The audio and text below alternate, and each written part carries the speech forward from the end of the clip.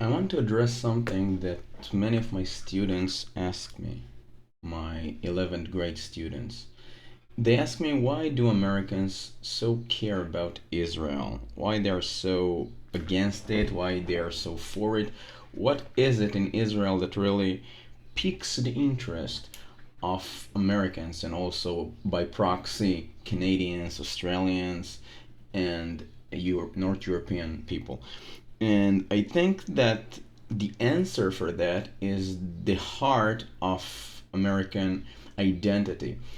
And American identity, at its heart, is about freedom.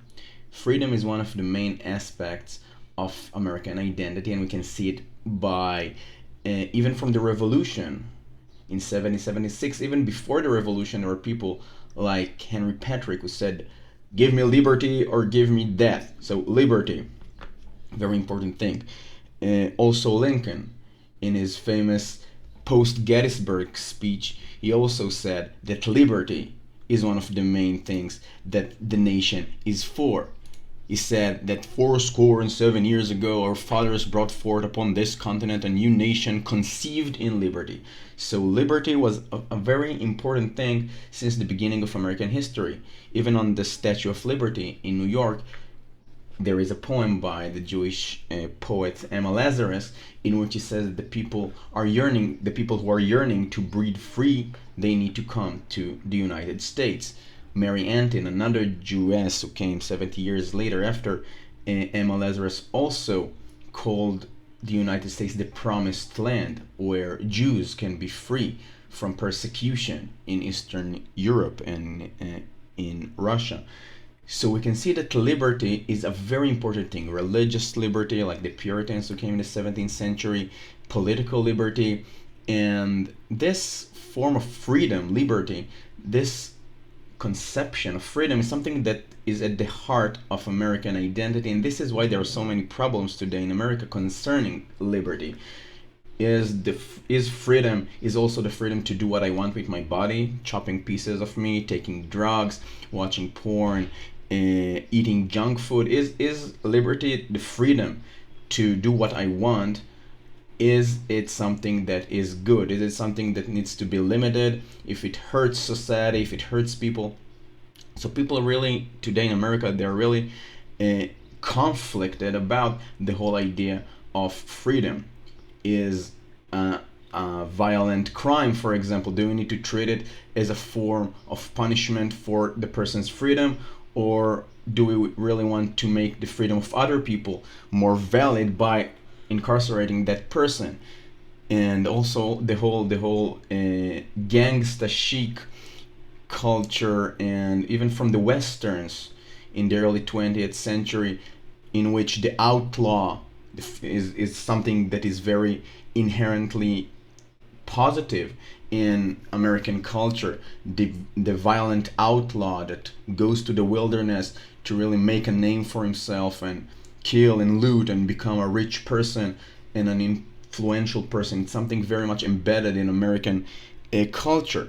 So, according to this whole appreciation of freedom, many Americans today feel that they need to be free and fight for freedom, even in places where they don't really know much about something, but they feel somehow by many uh, media outlets that freedom needs to be achieved.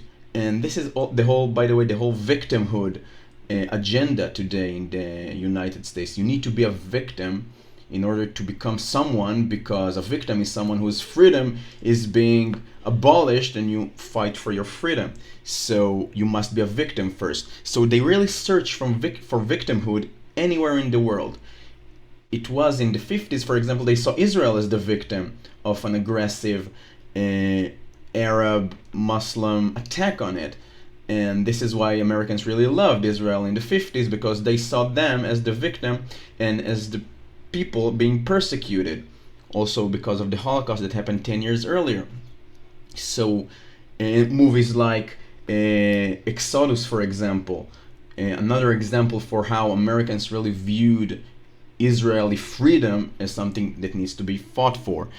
And starting from the late 60s, the whole image really shifted also in general in the whole philosophical and intellectual milieu, in which people really saw post-colonialism and colored people, or at least what white people in America, or what is considered white people in America considered as colored people, being persecuted. So the whole freedom, the whole fight for freedom needs to be really centered on these people.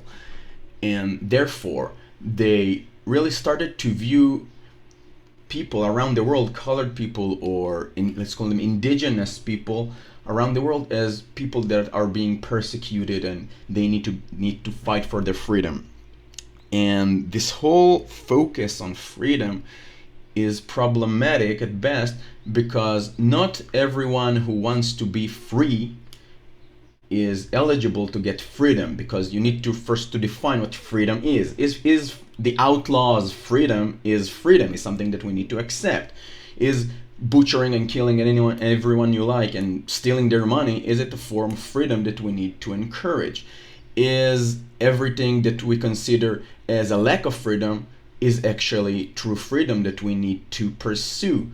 For example, now with all the gender politics that we have in the United States, is really finding your true sexuality, your true gender, is it something that I want to free myself? Is it something that we really need to pursue? This is why this topic is so conflicted. And also about Israel, this is why Israel is also a very conflicted topic in the United States. Who is the person persecuted here? What is exactly the freedom that we seek? Is it political freedom? Is it the freedom for terrorists and Islamists to murder everyone? Is it the freedom of Israel to reign supreme where it wants?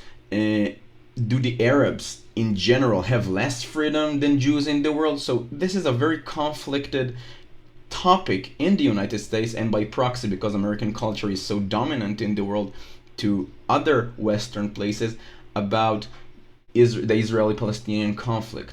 Who is the true victim here, and who really deserves freedom, and what type of freedom we're talking here? So this is why the American public, this is what I tell my students, are so interested about the Israeli-Palestinian conflict. And think about it.